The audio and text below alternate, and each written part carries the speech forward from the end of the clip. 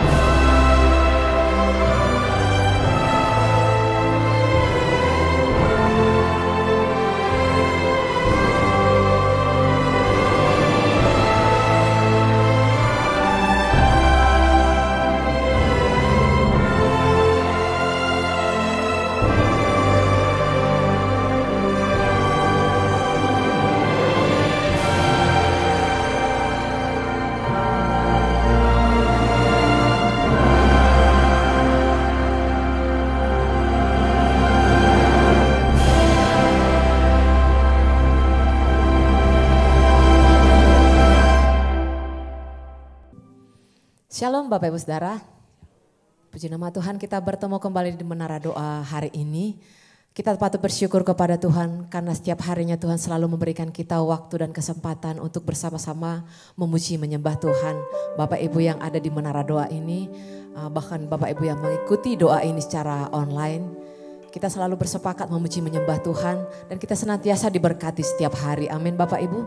Mari kita siapkan hati kita, pastikan Bapak Ibu ada di tempat yang ternyaman untuk memuji menyembah Tuhan saat hari ini. Kita datang kepada Tuhan dan menghampiri tahta kasih-Nya. Mari kita berdoa Bapak Ibu. Oleh karena kemurahan-Mu ya Tuhan kami ada di saat hari ini ya Tuhan. Karena kemurahan-Mu juga yang membuat kami para hamba-hamba-Mu menjadi orang-orang yang tekun mencari wajah-Mu. Dan di saat kami tekun mencari wajah-Mu ya Tuhan, kami timbul menjadi orang-orang yang tahan uji ya Tuhan Yesus. Dan ketika kami tahan uji, ada pengharapan yang baru kepada kami. Dan pengharapan itu tidak pernah mengecewakan ya Tuhan. Sebab itu tak henti-hentinya kami bersyukur kepadamu, memuji menyembah Engkau dari tempat ini ya Tuhan. Karena tempat ini adalah tempat terbaik untuk kami datang kepadamu. Tempat ini tempat di mana kami bersama-sama memuji menyembah Engkau, membesarkan nama-Mu ya Tuhan. Dan kami diperlengkapi hari demi hari lewat firman-Mu ya Tuhan. Kami diperlengkapi menjadi prajurit-prajurit Allah. Kami diperlengkapi mempersiapkan diri kami untuk menghadapi keadaan-keadaan yang selalu berubah setiap saat ya Tuhan. Yang kami tahu Tuhan Yesus pasti selalu mencurahkan kasih-Mu bagi kami. Dan saat hari ini biarlah kami mengangkat tangan kami ya Tuhan. Memuji, meninggikan dan bermazmur bagi nama-Mu ya Tuhan. Karena kami tahu Yesus jawaban dalam setiap doa-doa kami. Yesus jawaban di dalam setiap seruan umat-Mu. Yesus jawaban dan Yesus yang memberi pengharapan bagi kami. Kami puji nama-Mu ya Bapa. Bertatalah di atas pujian, bertatalah di atas pujian kami Tuhan. Haleluya. Oh Yesus, Kau bawa kami ke rumput yang hijau, Kau bawa kami ke air yang tenang. Engkau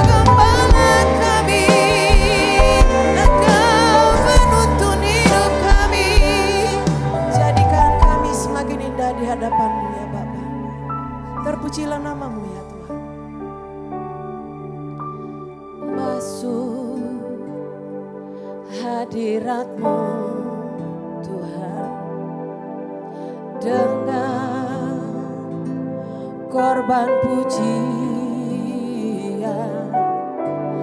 masuk hadirat-Mu Tuhan, berhiaskan kekudusan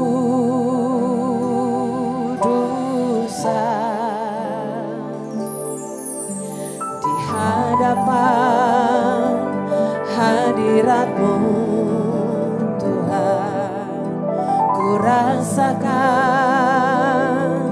kedamaian di hadapan hadirat-Mu Tuhan. Ku nampak keagungan. Panggil nama Yesus. Yesus, ku sembahkan, sujud di hadapan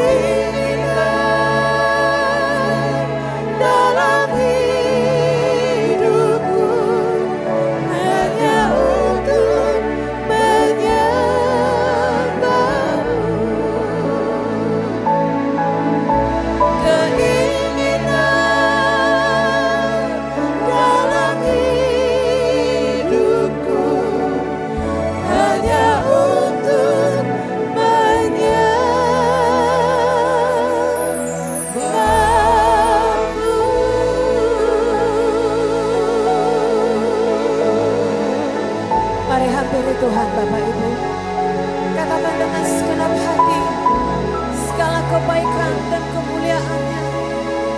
Mari puji Dia lebih dan lebih lagi.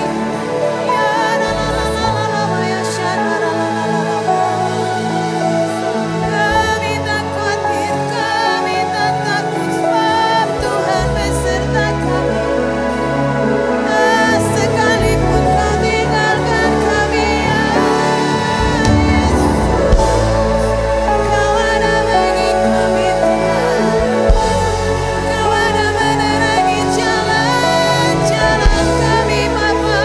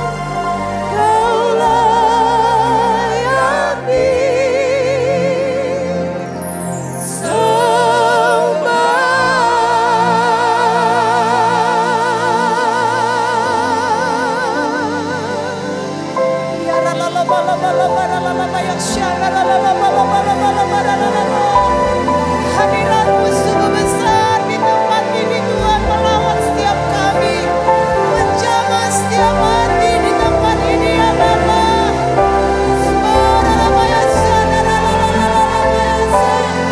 Engkau yang bertata di atas pujian kami, Engkau bersemayam di dalam pujian kami, sebab Engkau yang layak, sebab Engkau mulia dan layak dipuji, yang dulu ditata dan yang memerintah selamanya atas semua yang hidup.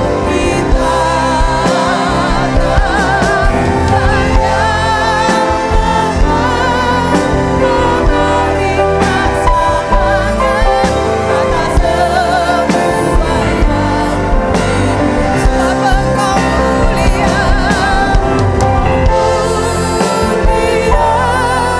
dan layak dipuji, yang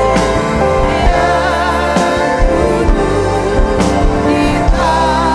yang memerintah selamanya atas semua yang hidup.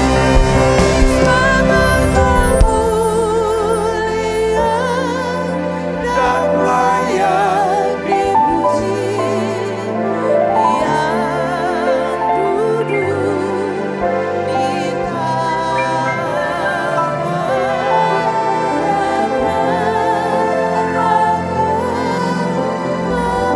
di memerintah selamanya atas semua yang hidup.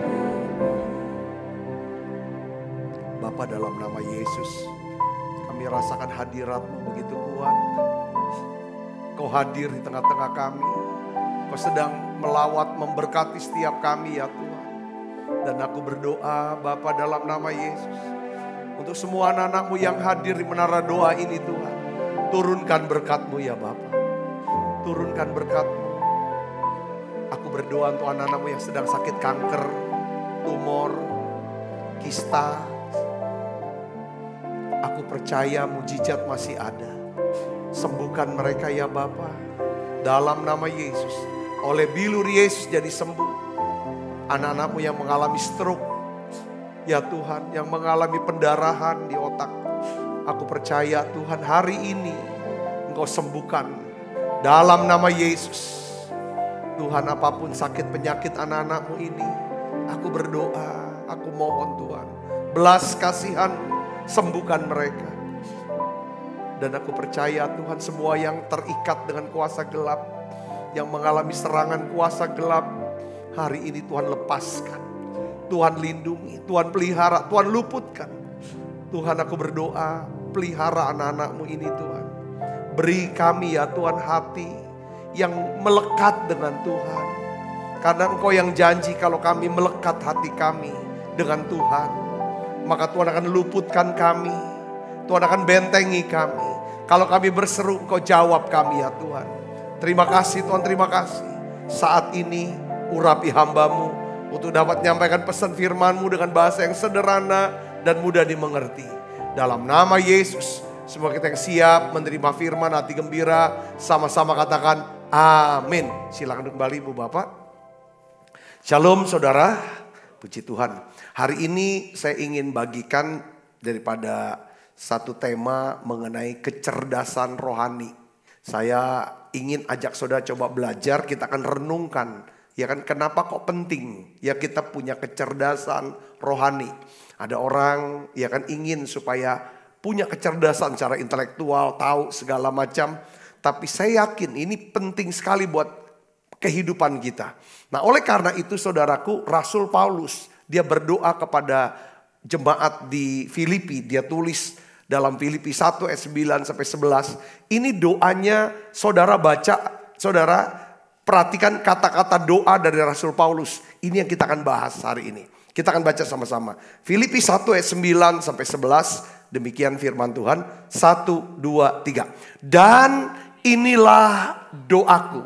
Semoga kasih-Mu makin melimpah dalam pengetahuan yang benar dan dalam segala pengertian, sehingga kamu dapat memilih apa yang baik, supaya kamu suci dan tidak bercacat menjelang hari Kristus, penuh dengan buah kebenaran yang dikerjakan oleh Yesus Kristus untuk memuliakan dan memuji Allah. Katakan amin. Nah, jadi rupanya saudara, dari ayat ini kita mengetahui bahwa, ya kan, untuk kita bisa memiliki pengetahuan yang benar, ya kan, dalam segala macam pengertian, saudaraku, Yesus Kristus bukan cuma punya pengetahuan, tapi ada pengertian untuk kita bisa terapkan itu, saudaraku. Ini perlu didoakan, katakan amin. Saudara doakan, karena orang yang berdoa adalah orang yang tahu bahwa kecerdasan itu milik Tuhan. Yang pengetahuan itu datang dari Tuhan, pengertian itu dari Tuhan. Sehingga kita bisa cerdas. Orang cerdas itu artinya orang ini tajam, peka. Dia tahu, saudaraku, untuk membedakan. Setelah dia tahu membedakan, dia juga tahu bagaimana memilih. Saudaraku, ya kan, di sini katakan apa yang baik, ya kan, kamu dapat memilih apa yang baik supaya kamu suci dan tidak bercacat menjelang hari Kristus, penuh dengan buah kebenaran. Kalau kita penuh dengan buah kebenaran, hidup kita itu maksudnya berubah. Ada damai sejahtera, ada sukacita, dan ada berkat yang di sini akan memuliakan dan memuji daripada Allah kita. Jadi saudaraku, kesimpulannya begini. Kalau kita punya kecerdasan rohani, ya, ini yang saya doa tiap hari. Saya minta sama Tuhan, ya kan?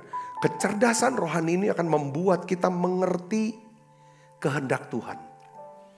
Ya, kehendak Tuhan untuk dalam hidup kita, ya, dalam segala aspek nih. Ya, secara umumnya saudara yang mungkin, ya kan, dalam pekerjaan, dalam studi, dalam bisnis, apapun itu saudara, dalam memilih, ambil keputusan-keputusan, saudaraku. Ini pentingnya namanya kecerdasan rohani. Sehingga kita bisa memilih. Jadi ukurannya gini. Orang yang cerdas secara rohani, dia dapat memilih pilihan Tuhan itu apa. Apa yang Tuhan pilih untuk dia.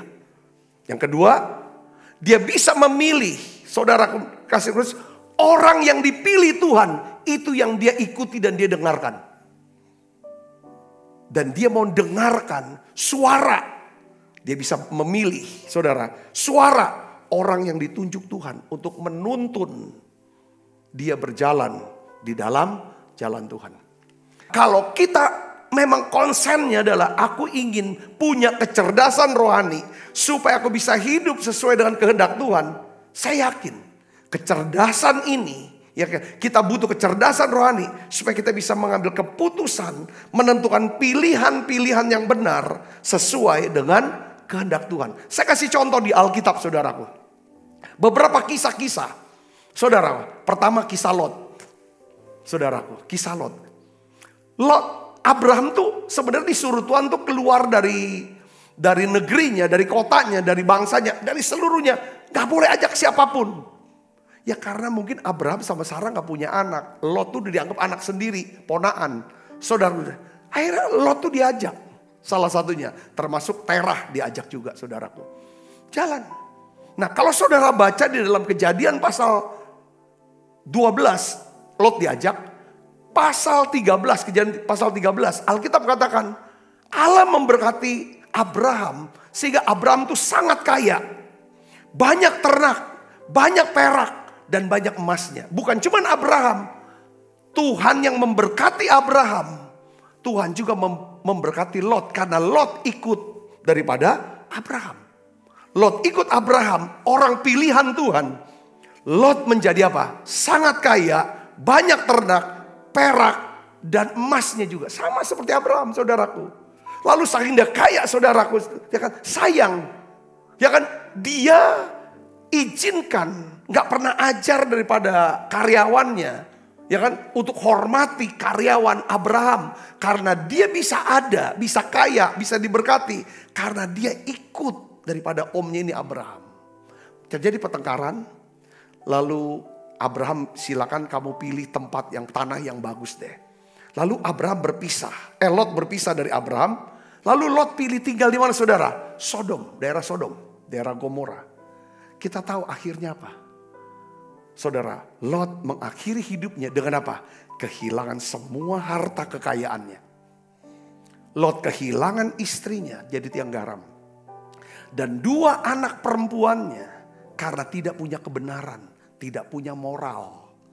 Saudaraku, ya kan, membuat Lot mabuk. Lalu tidur dengan Lot. Saudara sini, awalnya dia ikut orang yang dipilih Tuhan, Abraham. Dia diberkati, dia dilindungi, dia dipelihara. Ketika dia sudah banyak hartanya, saudaraku, punya kekuatan, punya power, dia pisah dengan Abraham. Dia pergi ke Sodom. Di sana, apa yang dia bangun bersama dengan Abraham, kekayaan itu ludes di Sodom. Istrinya habis. Saudara lihat sini, ini tentang kecerdasan rohani. Katakan amin. Nanti saya akan simpulkan. Kecerdasan itu tergantung apa, rohani. Yang kedua kita lihat lagi orang yang namanya siapa? Yonatan. Yonatan ini adalah anak seorang raja yang namanya Saul. Raja Israel pertama. Yonatan ini anak daripada Raja Saul. Nah, Yonatan ini saudaraku memiliki hubungan yang erat, yang akrab dengan Daud. Yonatan punya ikat perjanjian dengan Daud. Dia mengasihi Daud seperti dirinya sendiri. Alkitab katakan 1 Samuel 18 ayat 1-3. Nah, saudara lihat sini. Sekalipun Yonatan mengetahui ya, bahwa Allah telah memilih Daud untuk menjadi raja Israel, dan Daud begitu dekat dengan dia sudah ikut buat perjanjian dengan Daud. Logikanya seharusnya dia ikut Daud. Kan dia udah tahu Allah pilih dia. Saudara, tetapi saudaraku, Yonatan tidak memilih pilihan Tuhan dengan mengikuti Daud. Tetapi dia tetap mengikuti siapa? Raja Saul. Saudara, ya kan, ayahnya itu. Saya nangkap begini ya, banyak orang Kristen, ya kan saudaraku, kalau cuma tahu firman, tapi tidak lakukan firman, itu sama seperti Yonatan. Sama seperti, ya kan, saudara mengetahui bahwa obat dari resep dokter ini berguna untuk menyembuhkan sakit penyakit. Saudara sudah beli, obatnya sudah ada. Tetapi kalau saudara nggak minum, obat itu sama sekali nggak ada gunanya. Betul nggak? Firman itu cuma kalau sampai kita tahu, tapi kita tidak lakukan, tidak akan pernah ada kuasanya. Saudaraku, Yonatan mengetahui Daud orang pilihan Tuhan. Saul seorang yang telah ditolak oleh Tuhan. Tapi Yonatan tidak pilih Daud. Yonatan memilih apa saudara? Berada di tengah-tengah. Baik sama Daud, baik juga sama Saul. Kenapa dia harus memilih Saul? Ya raja, fasilitas, kemewahan, kemudahan.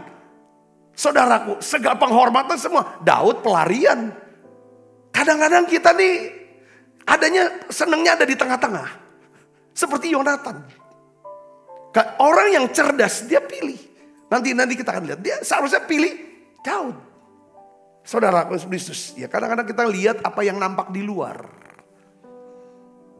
Orang berpikir kualitas hidup aku akan naik. Ya. Kebahagiaanku akan dapat. Kalau aku punya jabatan, aku punya gelar, aku punya kepangkatan, aku punya kekayaan, aku punya reputasi, aku punya nama, aku punya kekayaan. Semua yang bisa dilihat orang, itu yang biasanya orang kejar itu. Tapi saudara Kristus, kalau ini yang kejar, ya kan, akhirnya kita ini bisa hilang, itu Lot. Nah, Yonatan masih mau tengah-tengah. Yang baik mau, ini juga mau. Yang seharusnya saudara kita harus lihat bukan apa yang kelihatan di nampak, harus yang ada di dalam. Tentang apa? Tentang pentingnya hubungan dengan Tuhan, pentingnya hubungan baik dengan keluarga, dengan sesama. Ini yang di dalam. Tentang nilai-nilai, saudara, kejujuran, menghormati orang, menghormati Tuhan. Ya kan, rajin, kerja keras. Ya kan, saudara, murah hati. Ini kan semua yang di dalam. Kalau saudara cari yang di dalam, kebenaran. Saudara dahulukan kebenaran. Maka semua akan ditambahkan buat saudara. Nah ini kecerdasan rohani. Tuhan tuh sudah ajarin. Carilah dahulu kebenarannya, kerajaan Allah dan kebenarannya. Semuanya akan ditambahkan padamu. Saudara, yang ditambahkan ini yang di luar. Yang dicari oleh bangsa-bangsa yang tidak kenal Allah. Saudara, ini yang dicari Lot. Saudaraku, dia cari saudaraku. Dia gak pusing dengan hubungan. Dia gak pusing dengan apa yang pernah, kebaikan yang pernah dibuat oleh Abraham. Dia gak pusing. Yang dia pikirkan, dia fokuskan adalah gimana aku tetap kaya. Aku bisa pertahankan bisnis aku. Bodoh amat hubungan putus. Kecerdasan rohani saudara, dia akan lihat dari sini. Saudaraku, ya kan? Akhirnya apa? Yonatan mau kiri kanan. Ya kan? Akhirnya saudara tahu, Yonatan tewas bersama Saul di tangan orang Filistin dengan kematian yang tragis. Saya kasih contoh lagi saudara, ada yang baik nih. Begini, kisah Korah, Datan, dan Abiram.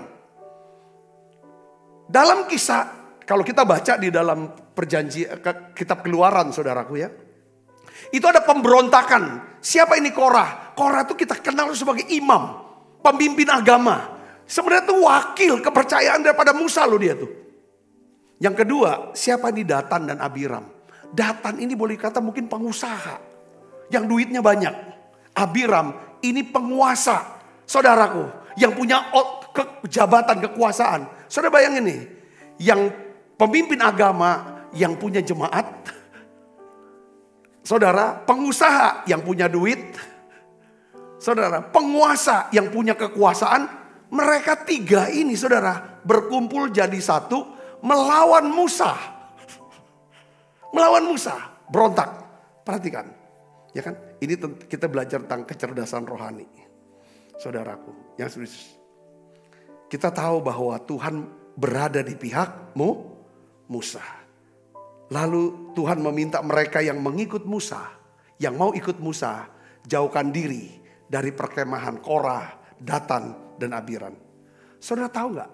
Salah satu daripada anak Korah, dia menjauhkan diri dari perkemahan orang tuanya, dari keluarganya. Anak Korah dia memilih pilihan Tuhan. Yaitu siapa? Dia mengikut Musa. Orang yang dipilih Tuhan. Anak Korah ini punya kecerdasan secara rohani. Makanya saudara-saudara kita baca ya di dalam Mazmur pasal 42 sampai 49. Ya saudara, itu adalah Mazmur dari Bani Korah. Tuhan gak hapus namanya. Sekalipun orang tuanya memberontak melawan Tuhan dan melawan hamba Tuhan, saudaraku, dia sudah dipercayakan nih untuk satu pelayanan Korah. Saudara kedudukan sehingga dia bisa kenal pengusaha dan pejabat penguasa. Dia masih mau ambil lagi saudara, hajar Musa. Saudara, tapi anaknya tahu Tuhan tetap pilih Musa. Dia ikut Musa.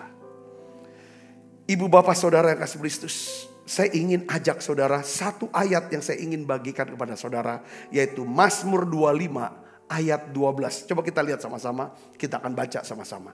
Ini penting kita bisa lihat dan renungkan. 1, 2, 3. Siapakah orang yang takut akan Tuhan? Kepadanya Tuhan menunjukkan jalan yang harus dipilihnya. Orang itu sendiri akan menetap dalam kebahagiaan. Menetap dalam kebahagiaan. Artinya apa? Menetap dalam kebahagiaan. Saudara, bahagianya itu gak sebentar, tapi terus. Dan anak cucunya akan apa? Mewarisi bumi. Katakan amin. Saya ingin saudara dalam renungan hari ini yang singkat, mengajak saudara berdoa. Biarlah Tuhan berikan saya kecerdasan rohani. Supaya saya bisa mengerti kehendak Tuhan di dalam hidup saya. Supaya saya bisa memilih yang jadi pilihan Tuhan buat saya. Saya bisa mengikuti orang-orang yang dipilih Tuhan. Untuk saya bisa ikuti. Saya bisa dengarkan suara dari orang-orang yang Tuhan tunjukin buat saya. Supaya untuk menuntun jalan daripada hidup saya. Katakan amin saudara. Nah, oleh karena itu saudara, pertanyaannya begini. Bagaimana caranya? Ya kan, kita bisa menumbuhkan yang namanya kecerdasan secara rohani. Bagaimana saudara caranya? Kata kuncinya seperti di dalam Mazmur pasal 25 ayat 12 tadi. Apa saudara? Siapa orang yang takut akan Tuhan, kepadanya Tuhan menunjukkan jalan yang harus dipilihnya. Pertama, kita harus belajar. Apa saudara? Takut akan Tuhan. Saudara, saya harus belajar takut akan Tuhan. Ini penting saudaraku. Kita doa. Ya, takut akan Tuhan yang menghormati Tuhan. Menghormati Tuhan. Ya kan? Menaruh pengharapan, bergantung hanya kepada Tuhan. Tuhan Yesus. Ini takut akan Tuhan. Ya, Amsal 9 ayat 10 katakan, permulaan hikmat adalah takut akan Tuhan. Dan mengenal yang maha kudus adalah pengertian. Katakan amin. Permulaan hikmat adalah takut akan Tuhan. Takut akan kita hormati, kita jauhkan daripada kejahatan. Amin. Yang kedua, saudara, bagaimana caranya menemukan kecerdasan rohani? Kita harus berdoa, meminta apa? Hikmat Tuhan. Jadi diawali dengan takut Tuhan dulu. Bukan langsung minta sama Tuhan hikmat. Tuhan tidak akan pernah beri hikmat kalau di dalam diri kita orang yang tidak takut sama Tuhan. Saudara, yang pertama takut akan Tuhan. Yang kedua, kita harus berdoa meminta hikmat kepada Tuhan. Kenapa kita harus perlu berdoa? Karena kita mau bergantung kepada hikmat Tuhan, bukan kepada pengertian kita sendiri. Saudara, saya ingin ajak saudara untuk sering berdoa, menanyai Tuhan untuk setiap rencana dan keputusan saudara. Yakobus 1 ayat 5 katakan, tetapi apabila di antara kamu ada yang kekurangan hikmat, hendaklah ia memintakannya kepada Allah yang memberikan kepada semua orang dengan murah hati dan dengan tidak membangkit-bangkit. Maka hal itu akan diberikan kepadamu. Katakan amin. Dalam setiap banyak pilihan-pilihan saudaraku, ya. Jangan lihat, ya kan. Lihat secara, kalau misalnya mau ikut orang. Saudara, milih orang. Siapa nih sahabat, siapa ini partner, siapa ini kita mau ikutin. Coba lihat saudaraku. Tapi tergantung orientasi kita sih ya. Kalau orientasi kita sukanya yang tentang popularitas. Kita mau cari orang-orang yang memang ininya populer. Ininya orientasinya popularitas. Kalau kita ininya duit, saudara, wah, harus banyak duit, harus sukses. Kita pasti mau gaulnya sama orang-orang kaya. Kita bangga dengan orang kaya. Tapi kalau seandainya saudara, ya kan, aku ingin orang-orang yang takut Tuhan, yang cinta Tuhan, yang punya nilai-nilai dalam kehidupannya, yang mementingkan relasi lebih daripada uang. Daripada yang lain, relasi itu lebih penting, hubungan. Ya kan? Nah, dengar baik, saudara akan ketemu yang seperti itu. Tergantung. Ya kan? Oleh karena itu, perlu adanya namanya minta hikmat sama Tuhan. Katakan amin. Kita sudah belajar dari Lot. Sebenarnya kalau misalnya kalau udah ribut kayak begitu, kita yang cerdas secara rohani, misalnya ribut, gak mungkin kita berani ribut sama orang yang udah lewat dialah kita diberkatin. Tapi kalau orang gak cerdas, ya kan, ya bos aku dia bisa, aku juga bisa lebih besar dari dia. Saya melihat banyak, bahkan di gereja-gereja ada banyak anak-anak rohani yang dididik oleh para gembala-gembala sidang. Dipercayakan banyak hal, yang ujungnya bisa kenal sama siapa? Datam Abirah. Ya kan, mulai hajar si Musanya. Buka gereja sendiri. Ya sah-sah saja sih sebenarnya. Tapi orientasinya tuh kemana? Yang di dalam kebenaran atau yang di luar? Terkenal, hebat jadi. Gitu juga dengan orang tua. Saudara, orang tua sudah didik kita. Orang tua kasih modal ke kita. Sudah besarkan kita dan lain sebagainya. Ya kan? Kalau kita berani bertengkar sama dia, atau karyawan kita berani bertengkar dia, kayaknya kita gak cerdas secara rohani. Saudara bisa mengerti sini, katakan amin. Ya kan? Kalau kita tahu bahwa kalau kita hidup dalam kebenaran pasti ada sukacita, ada sukacita karena Tuhan. Ada ketenangan, ada damai sejahtera. Tapi kalau kita hidup ya saudaraku, ya kan, melakukan pelanggaran firman Tuhan, hilang sukacita. Kita mau tengah-tengah seperti Yonatan. Ujungnya gak dapat dua-dua saudaraku. Akhirnya habis juga saudaraku. Tapi kita belajar dari seorang yang bernama anak Korah. Yang kedua juga, saya sebenarnya ada contoh juga saudaraku. Ini penting, hikmat ini penting saudara. Tentang Orpah sama Rut. Dia punya satu mertua. Ya saudara, ya kisah yang namanya Orpah dan Rut, saudara sudah tahu ya, ini dua janda. Ya kan saudara, Orpah adalah istri Mahlon, anak Elimelek dan anak Naomi. Rut istri daripada Kilion. Saudara, mereka ambil keputusan. Pada waktu semua suaminya meninggal. Mertua laki-lakinya meninggal, Elimelek, suami daripada Naomi.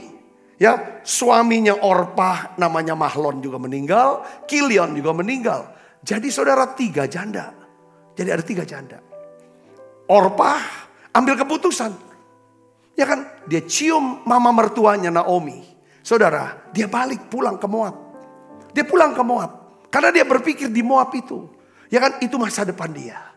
Mereka kalau kita baca buku Tomiteni, rupanya Orpah ini saudaraku, itu salah satu daripada keturunan daripada raja di Moab saudaraku. Jadi dia mesti dapat kemewahan di sana saudaraku. Begitu juga dengan Rut saudaraku. Ya kan, ini juga masih ningrat. Tapi dia pergi balik ke Moab. Lalu ininya sama orang Filistin segala macam, akhirnya menikah lagi. Kalau kita baca sejarahnya, akhirnya anak Orpah, saudaraku, keturunan Orpah, itulah lahir yang namanya orang Filistin namanya Goliat. Itu keturunan Orpah kalau di sejarahnya.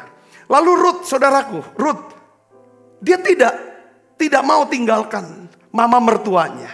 Dia ambil keputusan, saudaraku, untuk mengikuti Rut, saudaraku, umat Tuhan.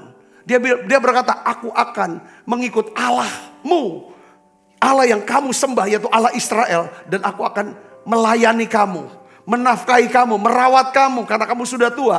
Aku cari makan untuk kamu, kata Rut kepada Naomi. Mereka pergi. Naomi bilang, aku orang miskin, aku gak punya apa-apa. Tapi Rut cerdas. Memang betul Naomi tidak punya uang, gak punya harta, gak punya apa-apa. Tapi Naomi punya Allah. Punya kebenaran. Punya firman Tuhan. Saudaraku. Dan apa yang membuat Rut mau ikut Naomi? Karena dia melihat. Kenapa kok Naomi sekalipun di Bethlehem mengalami krisis ekonomi. Jatuh bangkrut usahanya. Lalu dia pindah ke Moab. Sukses di Moab. Saudaraku, dari keuangan, tapi suaminya meninggal, anak laki-lakinya mati. Kenapa kok Naomi masih tetap setia kepada Allahnya? Ini yang menjadi pertanyaan daripada Rut. Dia yakin seyakin-yakinnya. Iman Naomi kepada Allah Israel, pasti Allah Israel ini Allah yang luar biasa, yang berbeda dengan dewa-dewa yang disembah oleh bangsanya orang Moab. Lalu dia ikut, saudaraku. Kita tahu ceritanya.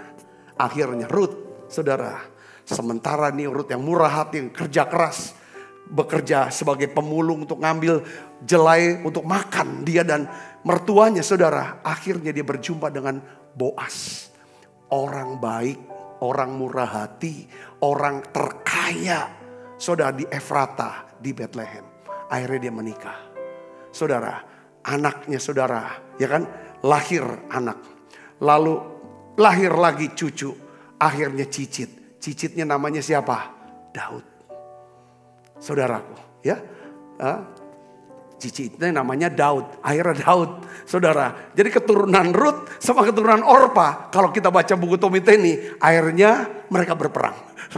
Siapa keturunan Rut? Daud melawan siapa? Goliat. Dan Lut masuk silsilah. Bukan cuman Daud, tapi juga silsilah daripada Yesus. Kecerdasan rohani. Orang yang cerdas secara rohani, ya saudaraku, saudara, dia tidak hanya bisa melihat hal-hal yang nampak di luar. Kaya, gelar, tenar, apapun itu. Saudaraku, bukan berarti kita nggak boleh kaya, nggak boleh tenar, nggak boleh punya gelar. Ya kan saudaraku, bukan itu. Tapi itu adalah hasil daripada kerajaan Allah dan kebenarannya.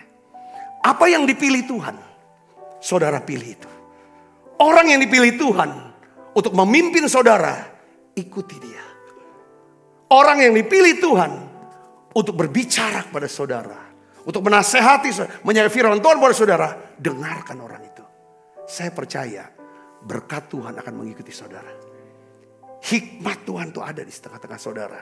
Yang percaya katakan amin. Ya, katakan amin. Jadi untuk bisa menumbuhkan kecerdasan, di sini pentingnya hikmat Tuhan. Karena saudara cinta Tuhan, takut Tuhan. Yang ketiga, yang terakhir, saudara harus mencintai firman Tuhan. Ya, saudara harus baca Alkitab setiap hari. Baca firman Tuhan seperti orang yang haus dan lapar kan. Dengarkan terus pengajaran firman.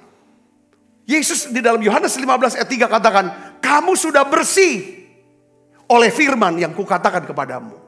Setiap kali saudara dengar pengajaran firman Tuhan di Menara Doa ini, saya bacakan firman Tuhan, saya ajarkan firman. Setiap kali saudara baca Alkitab, dengar baik, saudara sedang membersihkan diri saudara. Yang ngerti katakan amin saudara. Secara roh. Kenapa? Karena perkataanku adalah roh dan kehidupan. Ketika kita masukkan firman Tuhan, kita masukkan roh Allah. Saudara penuhi roh Allah dalam hidup kita. Nah, Daud dia bersaksi saudara. Dia bersaksi tentang dia adalah orang yang begitu cinta akan firman. Suka akan perintah Tuhan. Saudara dia simpan itu dan dia lakukan dalam hidupnya. Dia saksikan di dalam Mazmur 119. Ini ayat yang terakhir kita akan baca sama-sama.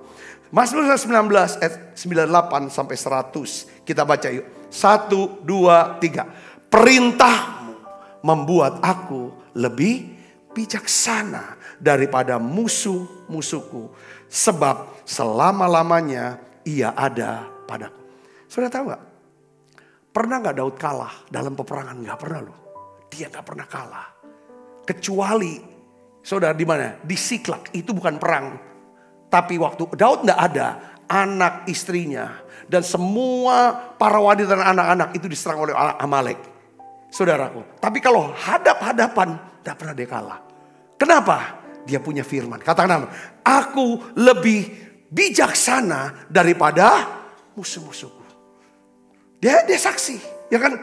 Ya, perintahmu membuat aku lebih bijaksana. Yang kedua, ayat 99 kita baca. 1, 2, 3. Aku lebih berakal budi daripada semua pengajarku. Sebab peringatan-peringatanmu ku renungkan. Saudara akan lebih berakal budi. Akal budi. Kayaknya panjang akalnya. Banyak akalnya. Gak mudah putus asa yang menyerah. Gak bilang pening aku. Gak bisa lagi, gak kuat lagi. Gak mungkin kayak gitu. Kalau kita punya firman. Dengar baik saudara. Suka renungan firman. Firman ini akan memberikan kita apa? Hikmat, pengertian, pewahyuan buat kita. Katakan amin saudara. Ya, amin. Nah itu. 10, 100. Ya ayat 100 kita baca yang keras. Aku lebih mengerti daripada orang-orang tua. Sebab aku memegang tidak aku lebih mengerti orang tua. Maksudnya orang tua kan banyak ngerti. Tapi karena aku punya firman, aku lebih mengerti. Aku lebih bijaksana, aku lebih berakal budi, aku lebih mengerti. Karena aku mencintai firman Tuhan. Saudara mau lebih bijaksana? Saudara mau lebih berakal budi? Saudara mau lebih mengerti? Gak bingung. Ya, saudara cintai firman Tuhan. Tutup mata kita akan berdoa. Bapa dalam nama Tuhan Yesus. Aku berdoa untuk setiap umatmu, jemaatmu. Kiranya Tuhan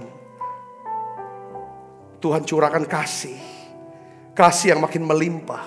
Sehingga umatmu punya pengetahuan yang benar.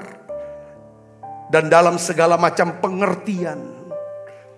Sehingga semua umatmu ini dapat memilih apa yang baik. Mereka dapat memilih pilihan Tuhan. Mereka dapat memilih orang-orang pilihan Tuhan. Mereka dapat memilih suara orang yang ditunjuk Tuhan untuk menuntun mereka berjalan di dalam jalan Tuhan. Aku berdoa ya Bapa dalam nama Yesus. Jalan Tuhan adalah jalan kemenangan. Jalan Tuhan adalah jalan kehidupan. Jalan Tuhan adalah jalan berkat. Oleh karena itu hari ini ya Bapa dalam nama Yesus, beri kami ya Tuhan satu kecerdasan dalam rohani kami. Berikan kami ketenangan, terima kasih. Turunkan Tuhan hikmat-Mu, pengertian-Mu, pewahyuan-Mu buat setiap anak-anak-Mu. Roh Kudus, berikan kami karunia untuk bisa membedakan roh. Membedakan. Terima kasih, terima kasih, terima kasih. Sekali lagi aku berdoa, semua yang sakit Tuhan sembuhkan, yang lemah Tuhan kuatkan. Biarlah Tuhan tahun ini, bulan ini bahkan, kami percaya Tuhan sedang melakukan satu terobosan, mujizat keuangan buat setiap kami. Terima kasih banyak Bapak. Sebentar kami akan makan perjamuan kudus. Biarlah ya Tuhan kami selalu ingat akan kasih dan kebaikan-Mu, kuasa kasih-Mu dalam hidup kami. Dalam nama Yesus kami berdoa. Haleluya. Amin. Amin. Ku mau mengikuti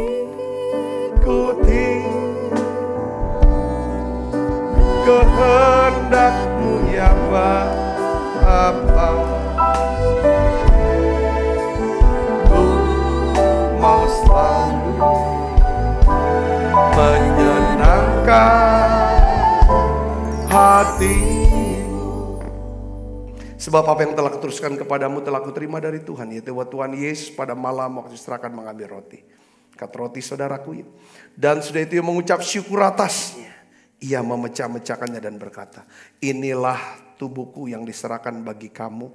Perbuatlah ini menjadi peringatan akan aku. Saudaraku, bukankah roti tangan kita ada persoalan kita dengan tubuh Kristus? Mari kita makan dalam nama Tuhan.